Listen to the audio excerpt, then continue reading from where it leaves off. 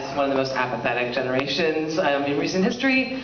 I think I might have been born in the wrong generation, but anyway, two of the most inspiring organizations of dissent I've seen in my lifetime are Move On and Occupy, and they just operate very differently. And so while it might not be a question mark, I would just like to get your thoughts on why you feel one is more successful than the other, and maybe where Occupy fell down, even though they're still active. There is the swell kind of came and went. So, well, this is not really a question about patriotism per se, but I've written a lot about Occupy and talked about it. But well, one of the things clearly is MoveOn.org is still around. Occupy, for the most part, isn't, and that tells you something right there.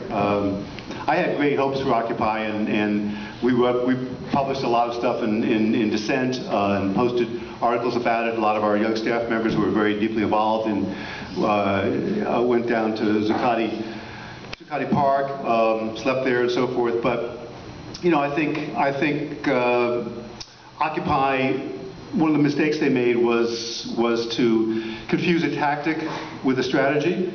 They didn't have a second act after the parks got cleared. And also, it's a difficult issue. I mean, I write about social movements a lot, and economic inequality is a huge issue. And in some ways, Occupy was criticizing the evolution of capitalism in the 20th and 21st century. That's a rather large issue. And it's not like a Vietnam War. It's not like defending someone unjustly accused of terrorism. And if you're going to make some progress convincing people this is a serious issue and convincing people that you have some concrete way to do something about it, you've got to have a strategy for doing that. And Occupy, for all the wonderful, inspiring things they did, didn't really have that. They were often, you know, rather enamored of you know, these little movements and